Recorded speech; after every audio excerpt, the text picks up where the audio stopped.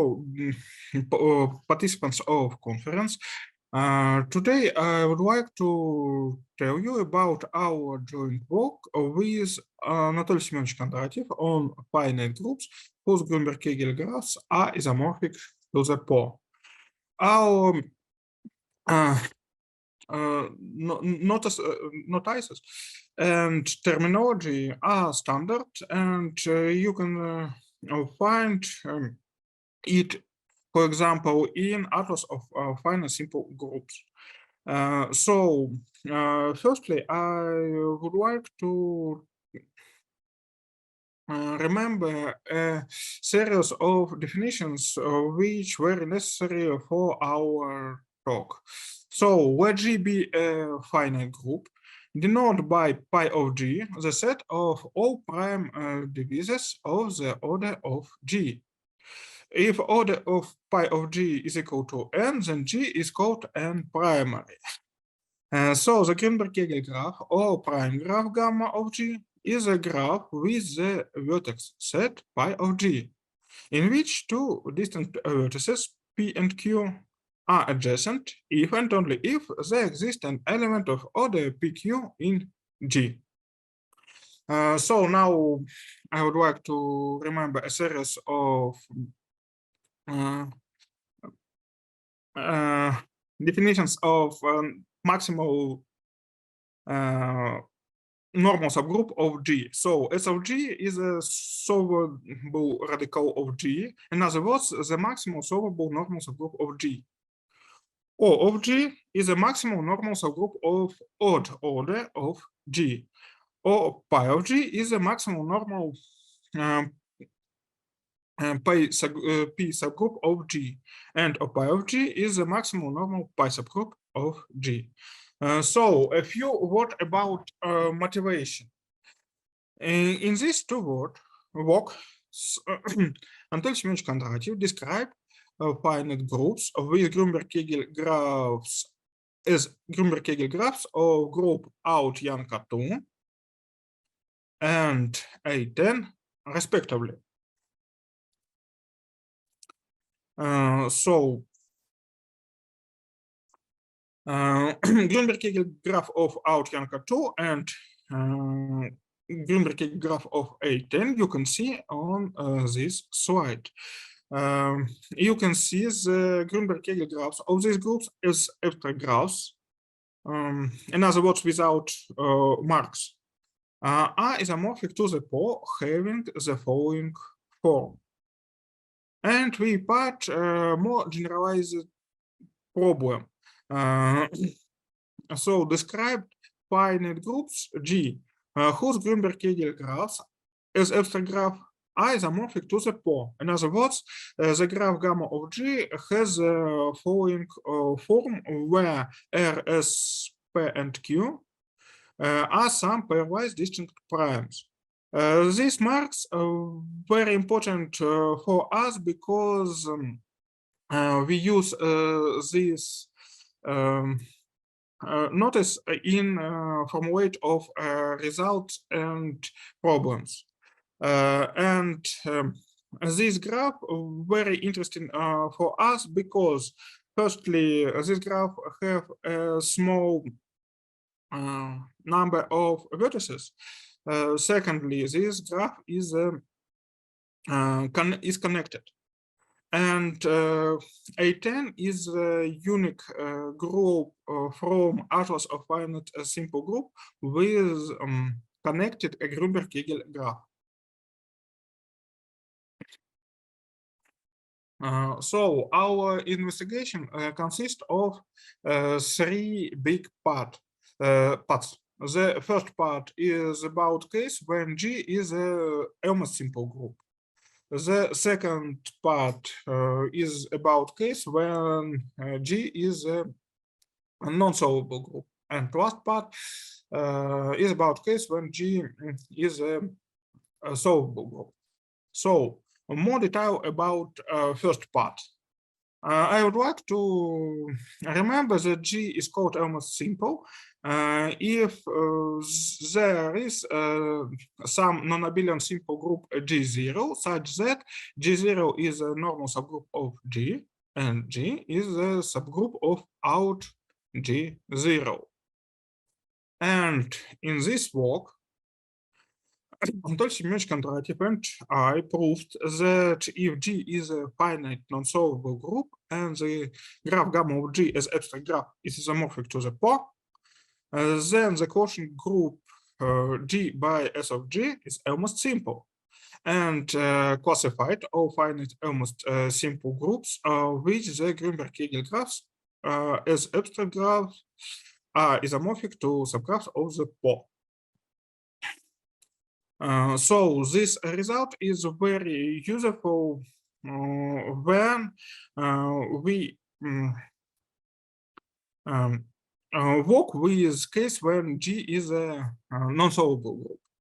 And the second very important result, which very useful in our work.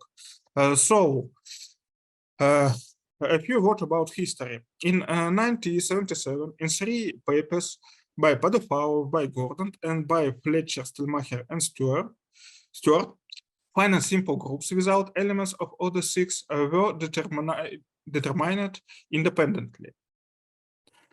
So in this work, Anatol Semyonovich Kondratyev and me described all finite simple groups without elements of order 6. Very important that we talk about groups which have elements of order 2 and have elements of order 3, but not elements of order 6. And this result was proved in was formulated in 2 theorems. And in first theorem we classified non-solvable group with the following condition, and the second theorem is about solvable group with this condition. Now I want to tell about a second part of our investigation. Further, let G be a finite non-solvable group whose Gruenberg Kegel graph as abstract graph is isomorphic to the PO. In other words, the graph gamma of G has the following form. So in this work, I and Anatol Semyonovich Kondratyev described all finite non-solvable group G whose Gruenberg Kegel graphs are isomorphic as abstract graph to the PO in the following 2 cases. First case, group G has no elements of order 6, and the second case, the vertex q of degree 1 of gamma of G divides order of S of G.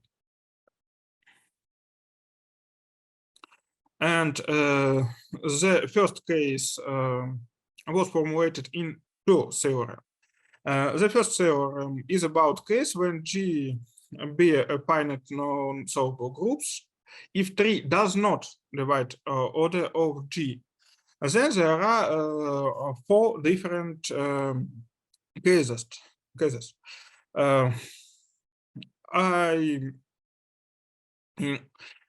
You can see in this slide condition on overline G.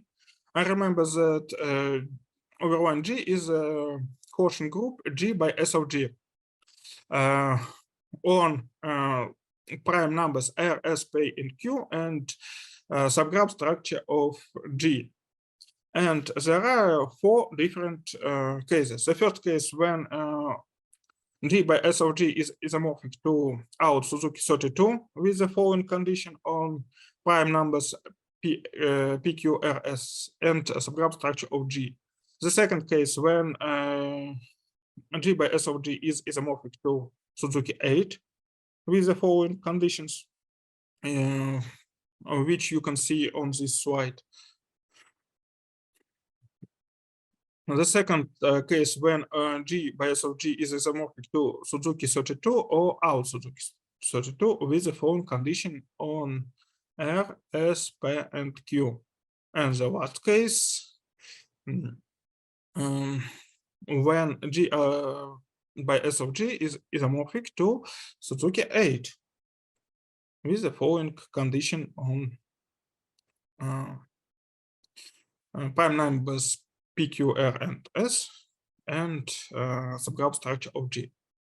So, and the second theorem is about case when G be a group without elements of order 6 such that 3 dividers order of G. Then there are 3 different cases when S of G is isomorphic the following group with the following condition on subgroup structure of G and condition on Q, P, R, and S. The second case when S of G is or pi of G, Q equal to 2, and condition on overline G and P, R, and S you can see on this slide.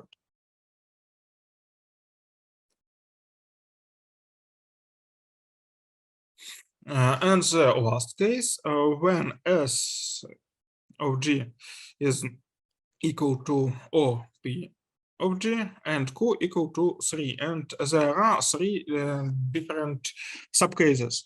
The first subcase when G by S of G is isomorphic to PGL to 9 with the following condition on PRS, or overline G is isomorphic to L2 81 or PGL2 81 or L2 81 to 3 with the following condition on P, R, and S. And the last subcase when overline G is isomorphic to L2 3 power n or PGL2 3 power n with the following condition on P, R, and S. Very important that each of the statements of that theorem is realized.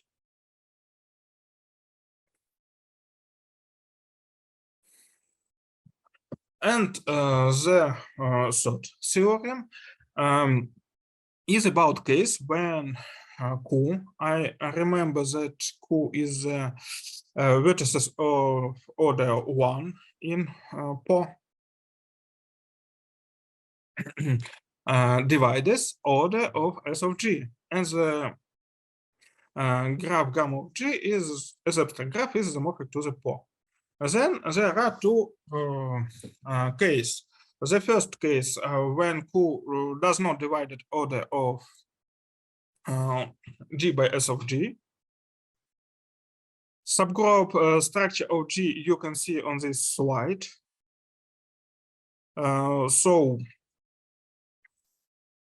And there are 5 different subcases for the possibility of generalized fitting subgroup of B1. The first and the last subcase when F star of B1 is isomorphic to SL2 5. In the first case, P equal to 3, and the last subcase P equal to 5 with the following condition on R and S.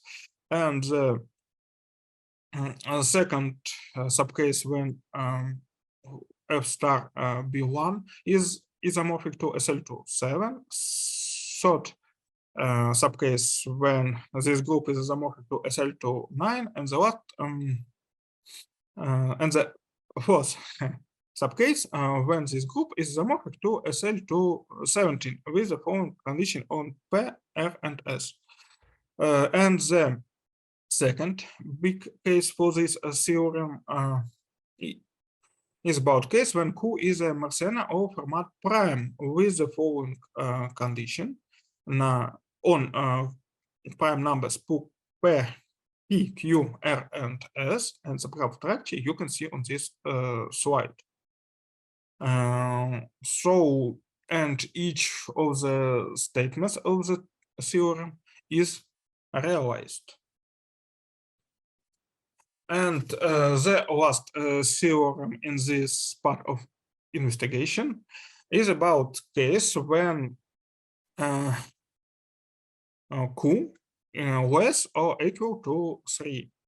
Then 3 divides order of G, and there are following two subcase. The first subcase when G is a group without elements of order 6, and the second subcase when G by S of G is isomorphic to A5 or S5. P equal to 2, Q equal to 3, and set of R and S is the set of T and 5 for some prime T more than 5 with the following condition. Very important that each of the statements 1 and 2 of the theorem is realized. This is a new result. So statement 1 of theorem 4 holds for the direct product of cyclic group of order 41 and L281, and for these two groups. And Gruenberg Kegel graph of this group you can see on this slide. And the second subcase holds for the groups with the following structure. And Gruenberg Kegel graph of this group you can see on this slide. So now I would like to tell about the last part of our investigation about solvable group. So in the future, let G be a finite solvable group whose Gruenberg Kegel graphs have the following form, where R, S, P, and Q are some pairwise distinct primes. By Philip Hall's theorem, G contains a P complement L. In other words, L is a RSQ whole subgroup of G. The graph gamma of L disconnected and has the following form.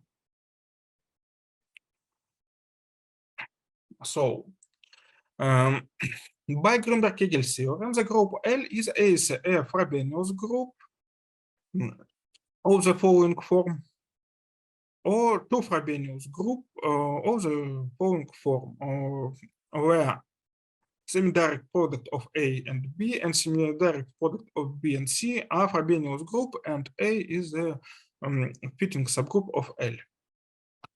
Set pi is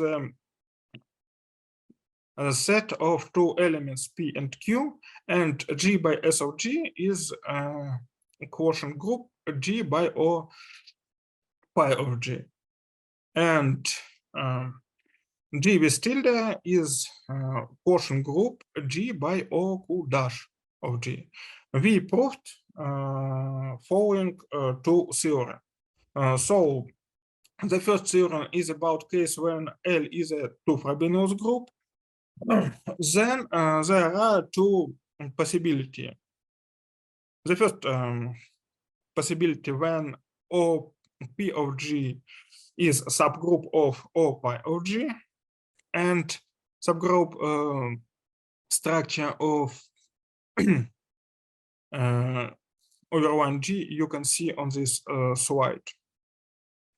And the second subcase when O pi of G is equal to O P of G, and subgroup structure of G and G with tilde you can see on this slide.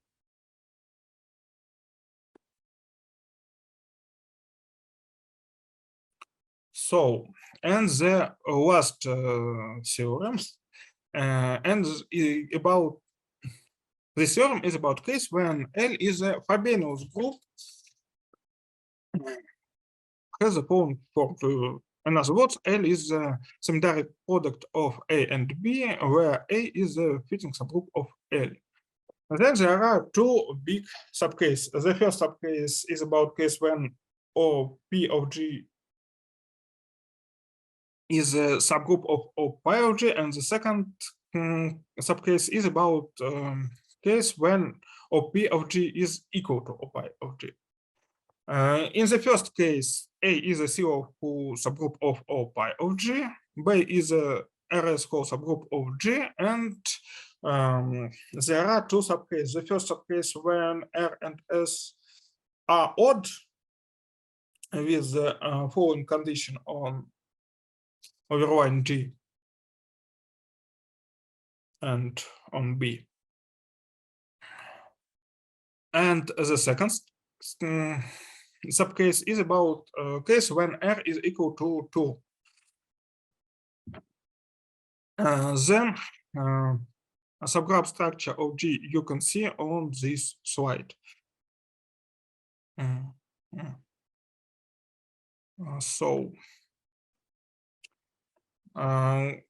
So about a second big case when O pi of G is equal to OP of G, where then A is an important whole RS subgroup of G, B is a zero cool subgroup of G, and one of the following statements hold. Or B is a cyclic group and subgroup structure of A, B and G you can see on this slide, and the second subcase when B is a generalized quaternion group and Q equal to 2, and subgraph structure of G you can see on this slide. So theorem 5 and theorem 6 was proved and formulated in this work. So I would like to tell that in this moment the second part of our investigation not ended, and we work in progress in this part. So it's all what I would like to tell today. Thank you for attention. Thank you, Nikolay. Thank you for your talk, which show us that the problem of determining of all groups whose Gruenberg Kegel graph is isomorphic to a given graph, it's an abstract graph, is not so easy, is difficult. So are there any questions, comments, suggestions? If no, maybe I have one question. So Natasha, please. Sorry for slowness. My computer is slow today. Okay. I have a small comment here. Really, you can see that if you consider even a very small graph and try to ask a question, is this graph isomorphic to the Gruenberg Kegel graph of some group? The answer can be very complicated even for a very small graph. However, this depends mostly not only the size of the graph, but mostly on the structure of this graph. And here, Nikolay, could you please demonstrate the picture of your graph?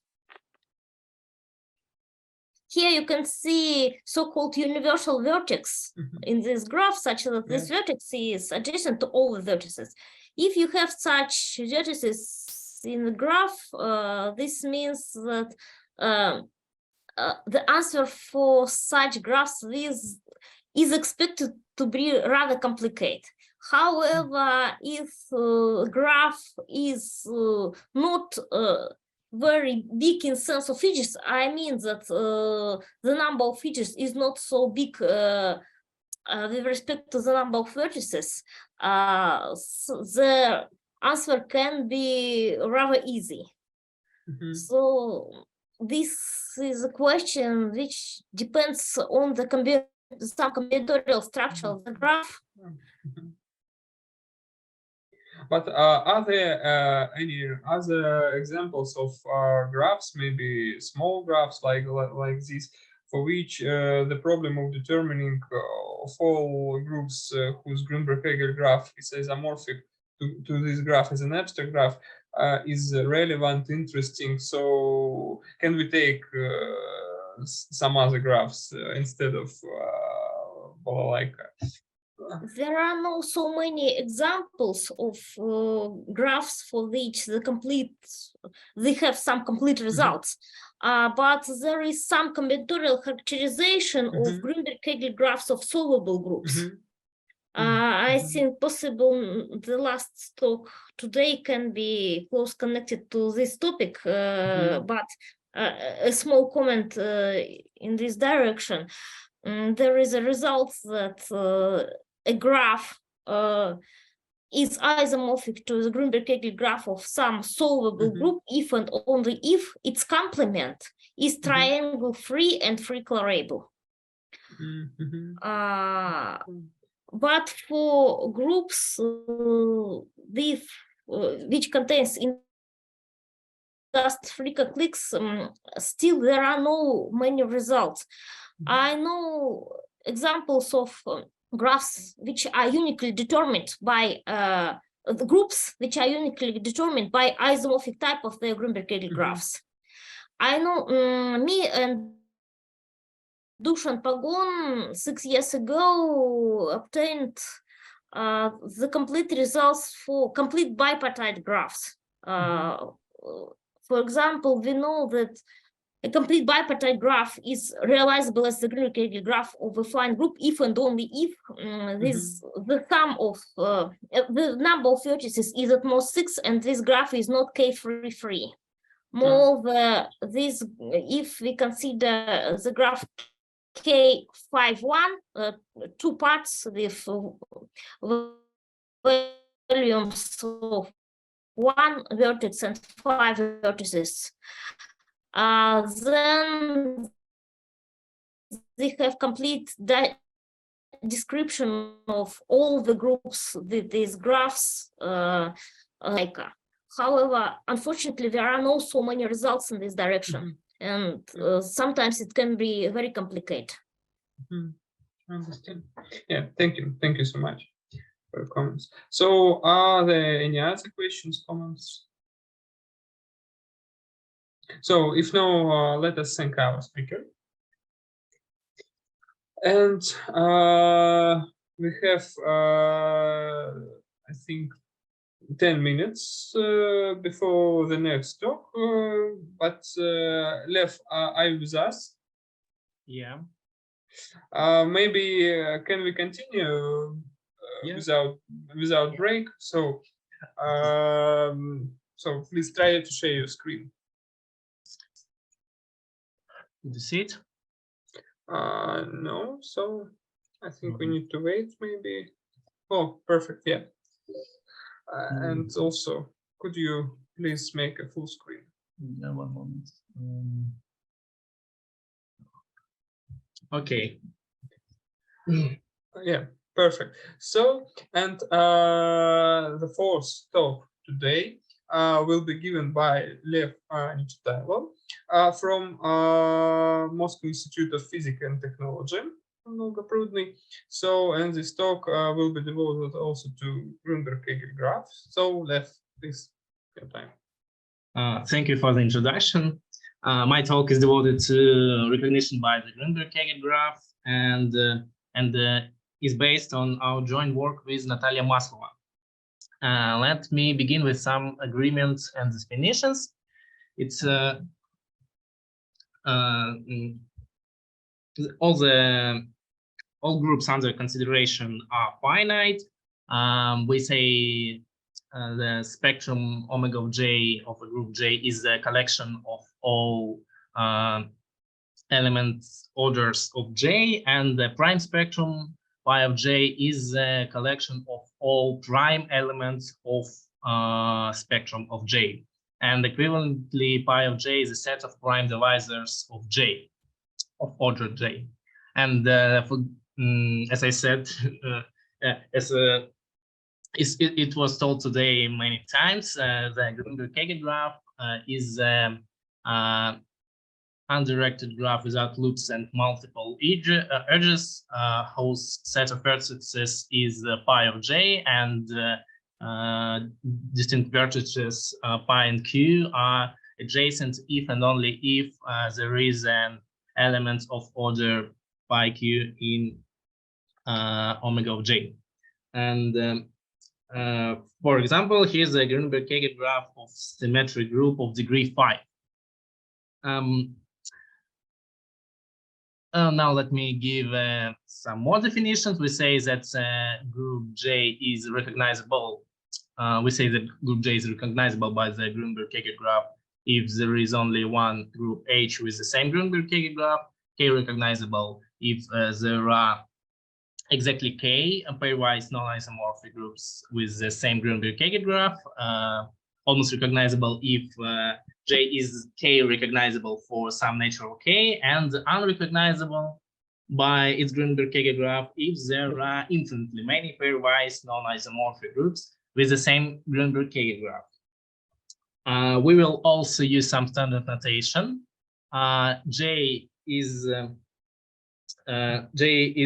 almost simple if it is sandwiched between a simple group S and its automorphism group, and solvable radical of group J is a unique largest solvable normal subgroup of J, and the fitting subgroup F of J is the unique largest normal nilpotent subgroup of J. Also, we denote the maximal normal P subgroup by O sub P of J. I will now give some background. Recently, Natalia Maslova and Peter Cameron proved the following theorem, and the group J is unrecognizable by the Gruenberg Kegel graph if and only if there exists a group H with the same Gruenberg Kegel graph and non-trivial solvable radical. Moreover, in the same paper, it was proven that the group J is almost recognizable by the Gruenberg Kegel graph if and only if each group H with the same Gruenberg Kegel graph is almost simple. And we can interpret this result in the following way. If some group is almost recognizable, then it is necessarily almost simple. So the opposite question naturally arises. Given an almost simple group J, decide whether J is recognizable, K recognizable for some K, or unrecognizable by its Gruenberg Kegel graph. And a lot of work is being done on this issue, and our contribution to solving this problem is as follows. We focused on solving this problem for a group with a small prime spectrum, more accurately for simple groups such that the prime divisors of the order do not exceed 13. And however, work is still in progress, as you can see. And let me give some overview of our result. Here are the groups that we found to be unrecognizable by the Gruenberg Kegel graph, and for each of the group from the list, an example of a group with same Gruenberg Kegel graph and non-trivial solvable radical was found.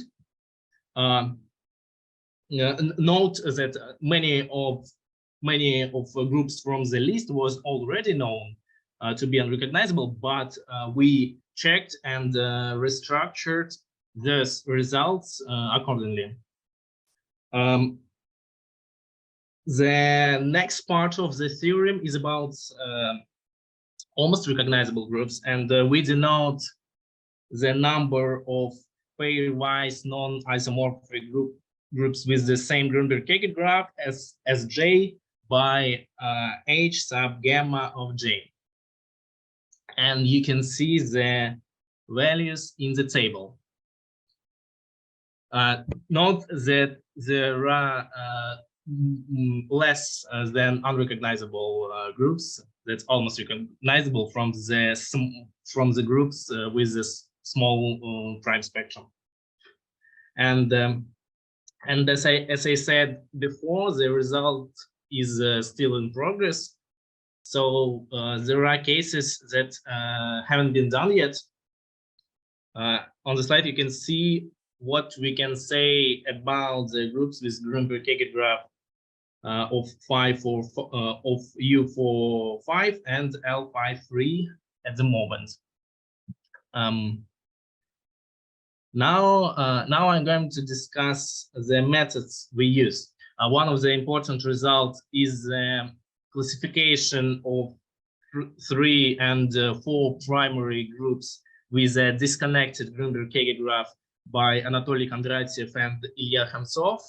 And as an example, based on this classification, we get this lemma, which is, in my opinion, is quite pretty, because we have here 5 recognizable group, and as you can see, the non-abelian radical is distinct from what we have here, and that's why I think, in my opinion, it is quite pretty. Next, I want to demonstrate how the proof of unrecognizability took place. And I want to demonstrate it using the example. And let us construct the group J. Let us imagine that we want to prove that A5 is unrecognizable by the Gruenberg Kegel graph. Here you can see the graph, and what we need to use. Firstly, we use the structural theorem for the groups with disconnected Gruenberg Kegel graphs that was obtained by Gruenberg and Kegel.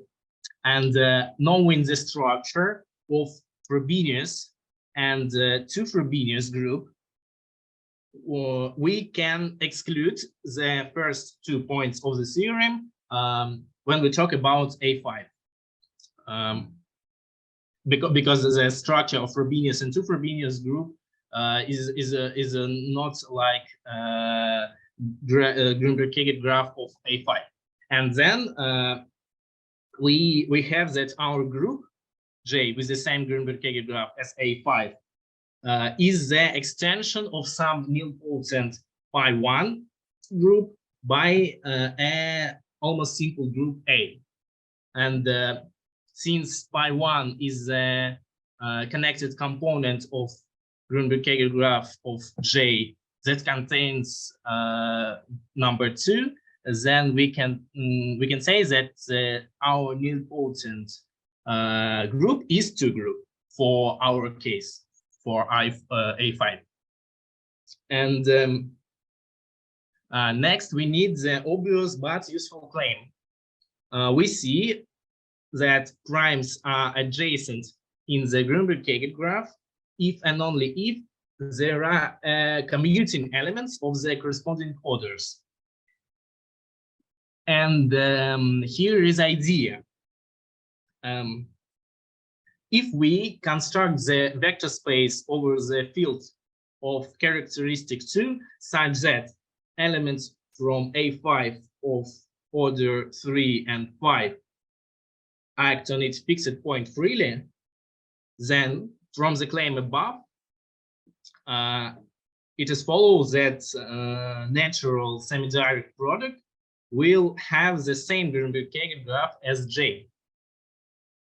And basically, since V is abelian, the resulting semi-direct product will has a non-trivial solvable radical. And this fact combined with an criteria of unrecognizability implies that A5 will be unrecognizable by the Gruenberg Kegel graph. But how do we construct this vector space? And that's where the following lemma turns out to be useful. Now, if the rover character table of our group is known, then using this lemma, we can easily calculate the dimension of centralizer, and then we can obtain if corresponding elements are commute or not in our semi-direct product using this lemma. And using this lemma, we can get that we can obtain if such elements of primes 4 and of prime 3 and 5 act on our vector space fixing point freely, and then we obtain this result. And for A5, two modular characters is of course known, and actually for A5 we can check it using GP system that there is such a vector space, and so A5 is unrecognizable by the Gruenberg Kegel graph. And but it is not only one way to construct. For small groups is a quite useful and easy way to construct the example of the group with the non-trivial solvable radical, but is not the only way. And for example, for the group L264, there is a natural two-dimensional GF64L264 modular such that all elements of prime order from L264 act on this modular fixing point freely. And and semi-direct product has the same Gruenberg Kegel graph as L264. And actually, it is not hard to show that it holds in general case for this series of group. And concluding my report, I want to focus on problems that we wasn't deal with yet. Firstly, in the case of L5-3, we don't know whether two group is trivial or not. And this question refers to the theory of modular representations. And in particular, the speaker is not aware of any representation of this group in the field of characteristic 2. And if there exists such two group, then L5-3 will be unrecognizable. And if there isn't, then it will be too recognizable. It will be only the group and this and the automorphism group. Well, here you can see some references, and that's all. Thank you for attention. Thank you so much, Lev. Thank you for your talk. Are there any questions, comments? Maybe Natasha, do you want to say something? Yes, of course. As a co-author, I will be happy to tell a few words. Lev, could you please demonstrate our results about L5-3 and U45? Mm-hmm.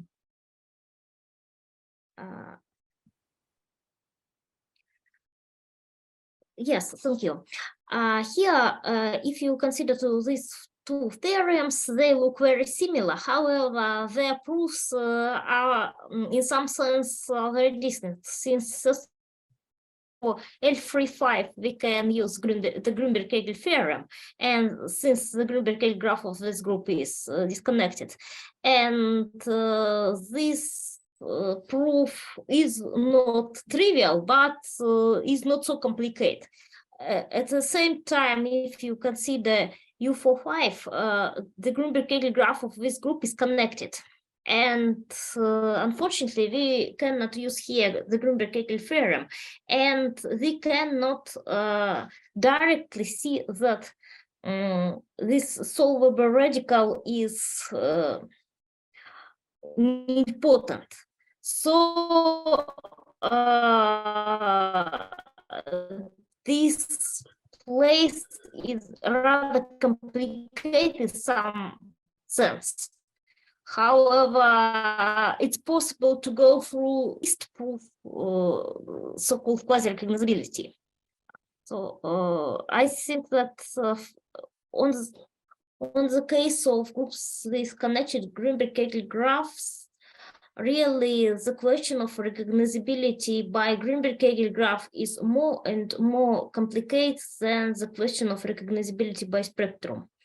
However, there are examples of groups with Gruenberg Kegel graphs which are recognizable. We've connected Gruenberg Kegel graphs which are recognizable by graph. So I think this possible doable. Yeah, yes, I understand. Yeah, it's. I think this is the main difficult with these two groups. Yes. Yeah, this is the main. And were these results obtained within summer workshop, or you continue with your project after summer workshop? Of course, this project is in progress. In progress, yeah.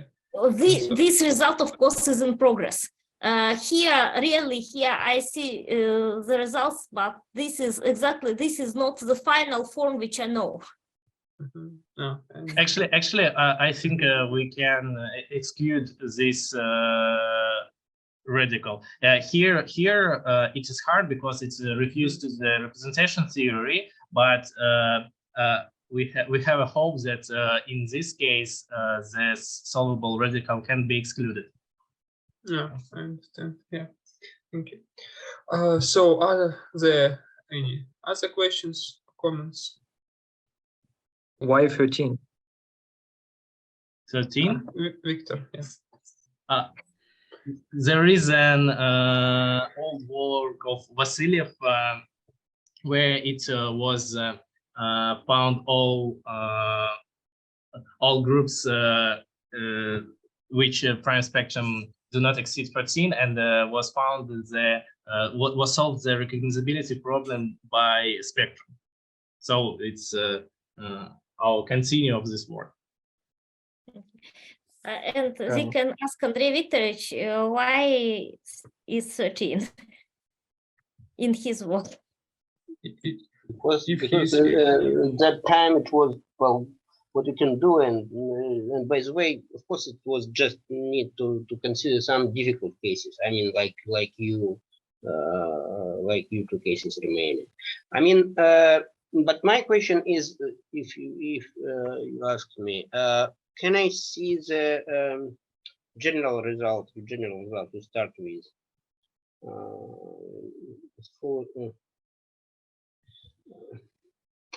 Not maybe earlier. We not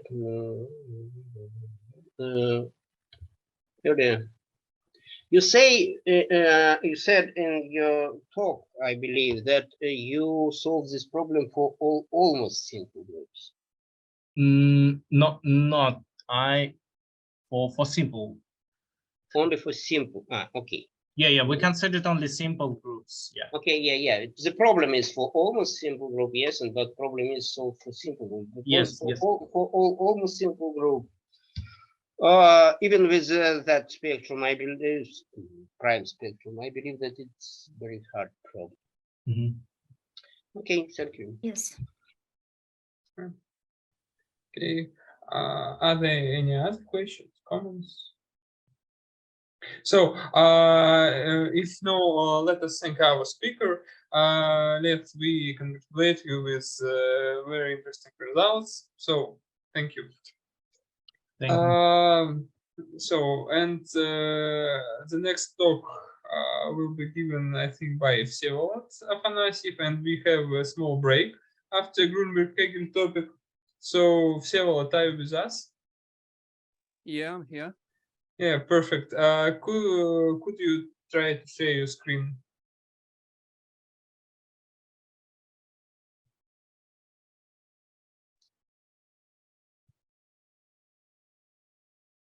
Yeah, perfect.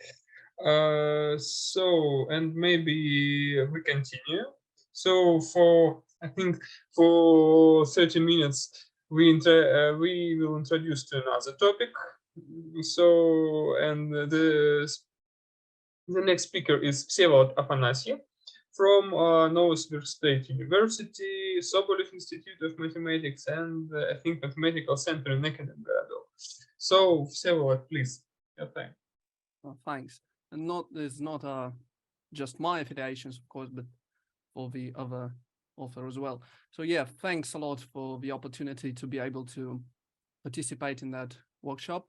And this talk is based on my joint work with Andrei Mamontov on the not so graph-related topic as was already mentioned, but it is quite algebraic nonetheless.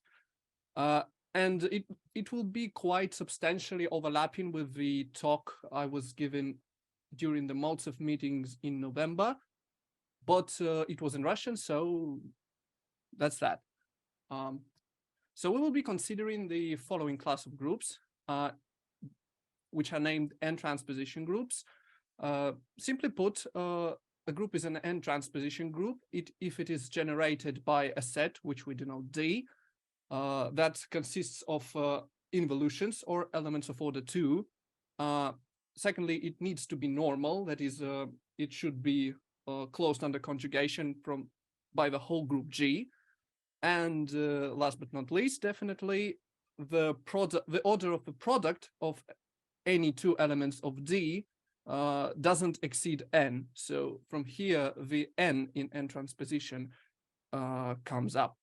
While the transpositions, well, mainly because the initial and the motivating example was the permutation groups for, I think, n greater than 3. So all the symmetry groups are the free transposition groups, and the D in this case is the set of all transpositions. It's quite a well-known fact that the symmetric groups are generated by transpositions. So this explains the namesake. Other examples are the alternating groups, which are 6 transposition groups, and with the set D being the set of products of 2 cycles, the products of transpositions, if you will.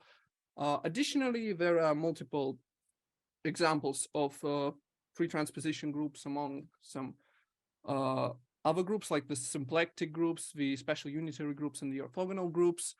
And the interesting examples here also from the finite group theoretic point of view, so to say, are the sporadic groups, namely the Fisher groups, which are free transposition groups, and also the 2 largest sporadic simple groups, the baby monster group and the monster group, which I have denoted by blackboard B and blackboard M. And there also is a whole Janko group, or the second Janko group, which is a 5 transposition group, and it kind of was added to this list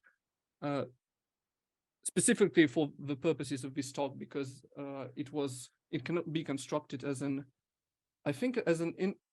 subgroup of index 2 in the automorphism group of a certain interesting graph.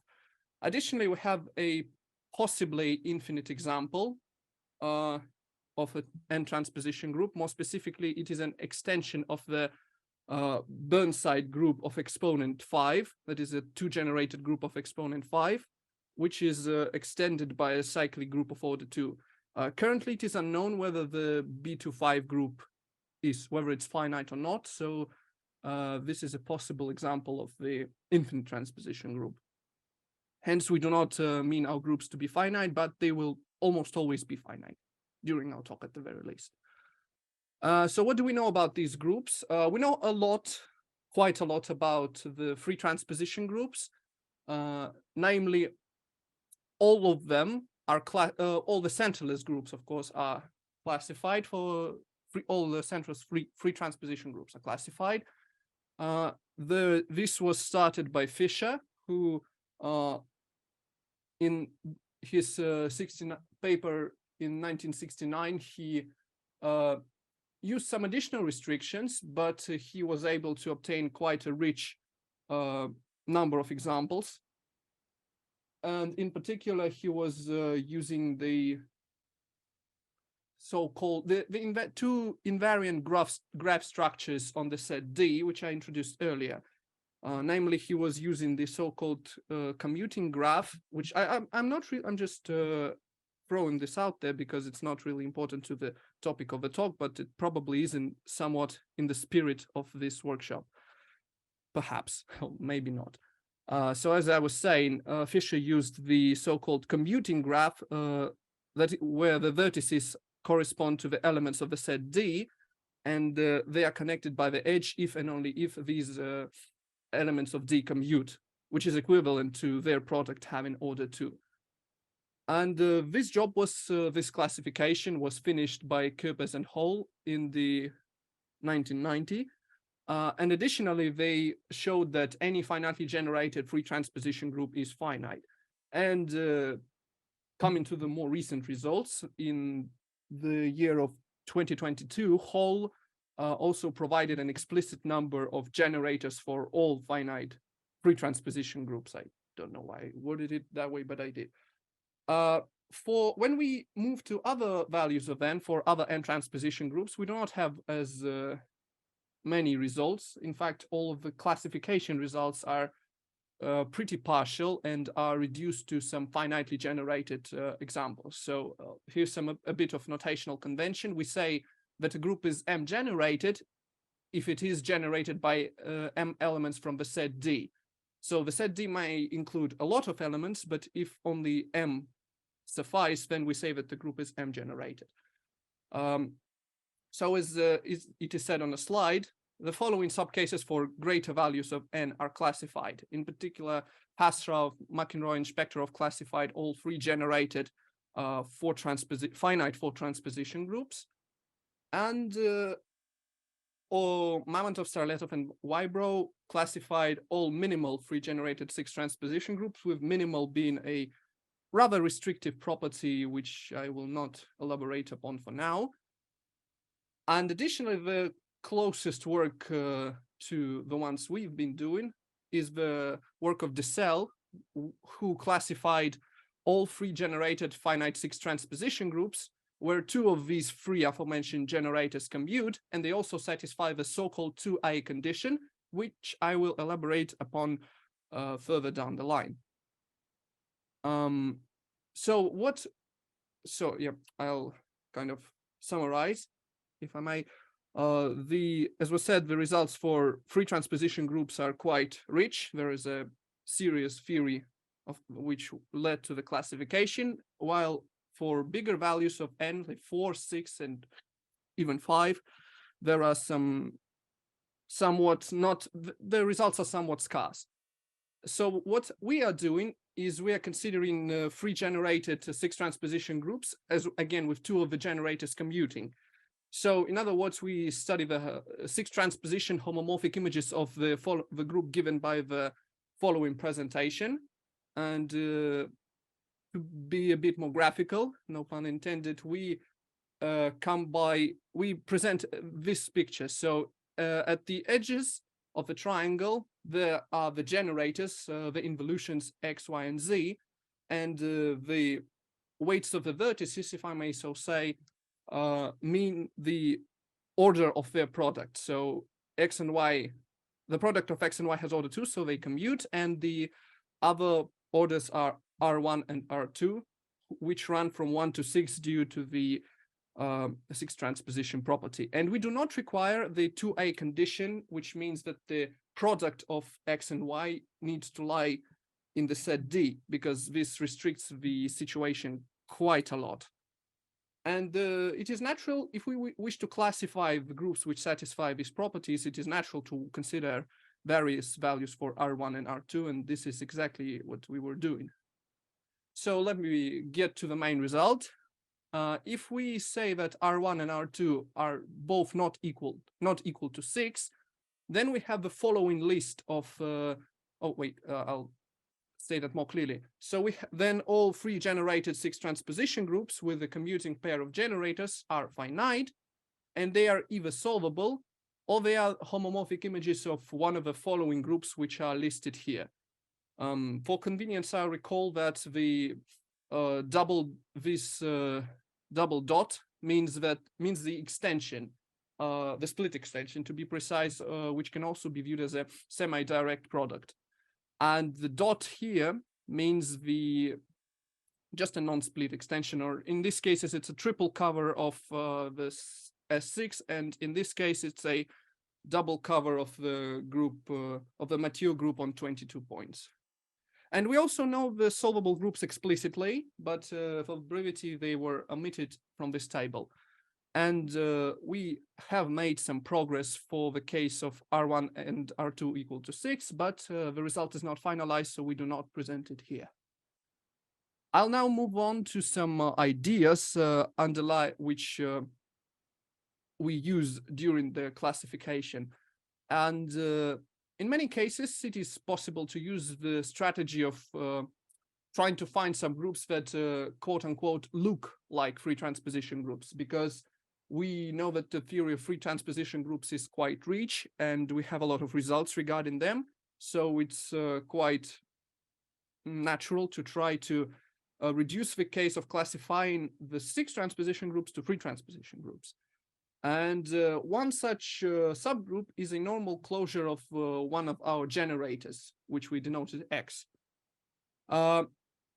It so happens that this normal closure is either 5 or 6 generated, and this whether it's 5 or 6 generated depends on the value of product of Y and Z, and it looks like a free transposition group, meaning that it has a Coxeter diagram, which looks like a Coxeter diagram of free transposition group. In this case, I'll explain the graphs. So, and at the vertices, we again have the generators, the involutions, elements of order 2, and we have a vertex between, we have an edge between 2 vertices if the product of the corresponding involutions has order 3, and we do not have an edge if the corresponding involutions commute. So for example, for this particular case where R1 is equal 4 and R2 is equal to 5, we have that X commutes with X to the power conjugated by product of Z and Y, but the product of X and X conjugated by the product of Z and Y squared has order 3. And you can read the other diagrams in a similar fashion. And this is the case because all these products are similar to the squares of these products. And since all of these 3 products are products of elements from D, which normally might have values, the orders might range from 1 to 6, but their squares range from 2 in the set 2, 3, or 5. So whenever they take values 2 and 3, it is quite simple to reduce this case to a free transposition group case. And we do it using the relations from the paper by Hall and Seucher, or Zeucher, I don't really recall how to say his name, unfortunately, which classified all 5 generated free transposition groups and provided specific presentations. And basically we check the corresponding relations in the groups which we obtain, and we look for the situations whenever this normal closure is indeed a free transposition group, which allows us to quite easily obtain the isomorphism type of the whole 6 transposition group. But this approach does have a few problems. In particular, the number of relations that we need checking grows quite quickly when we iterate through values of R1 and R2. And secondly, when one of the aforementioned orders, I'll jump to the previous slide, one of these orders has a value equal to 5, the idea basically does not work. So we use some auxiliary ideas in these cases. I'll present one of them. So if we are given a subgroup generated by involutions such that all product orders are odd and they do not all equal to 3, then we can use the properties of dihedral groups to obtain a non-trivial centralizer element for any involution which generates that subgroup. So for example, if we have the following case where the product of X and R1, where R1 is equal to 6 and R2 is equal to 5, I may have misnumbered them, but that doesn't really change the picture. We can take the following element, we can conjugate Z by X to obtain the group with the corresponding diagram. Then we can use the properties of the dihedral subgroups generated by Y and Z conjugated by X and the remaining one in order to obtain a non-trivial centralizer element for Y. And this allows us to obtain some meaningful relations which we can exploit in order to classify our groups even further. And these and similar ideas, they almost entirely free us from using computer calculations because we are able to use some effective reductions and well, but at many situations we did require computer calculations, in particular when we were working with some sporadic groups as the Matthew groups, we had no choice but to use the coset enumeration algorithms provided by the gap computing system, for example, in order to determine what group we have actually obtained. So this is it. Thank you for your attention. And if you have any questions, I'd be glad to answer them. Yeah, thank you so much for your interesting talk. So are there any questions, comments? So maybe I have some easy questions. Maybe I missed some details, but do you assume that in the main theorem that your group is finite, or it follows from something easy, or you prove this? Yeah, we actually prove that because we, for the values which we specified, we run over the classification. Well, I mean, yeah, they are always finite. We prove that because if we place the relations that should, the constraints on the some product orders that need to be satisfied in a 6 transposition group, and we always end up with a finite group. So yeah, we prove that. Yeah, I understand. Perfect. And the classification of such solvable groups follows from something, yes? No, it does not. We just, as I said, I just left them from this table for brevity's sake. The techniques we applied are precisely similar to the groups listed in the table. Yeah, I understand. And as I understand, maybe I'm not right, this topic is somehow related to Majorana algebras, yes? Absolutely. It is very closely related to the Majorana algebras and to the axial algebras that generalize the topic, because the automorphism group for some specific for some type of axial algebras, which includes Majorana algebras. So if you have such an algebra, then its automorphism group is always a 6 transposition group. So if we classify those, we are getting closer to the classification of automorphism groups for Majorana algebras at the very least. No, I understand. And I think the main goal of this work is to use this result further for Majorana algebras in some sense, yes? Yes, but not necessarily. For instance, one can one can use this as a stepping stone to classifying all other 6 transposition groups at the very least pre-generated, because you can always obtain such a configuration from there, almost always. Yeah. I understand. Yeah, it's very interesting, and at least for me, it's a new topic. So thank you for your talk.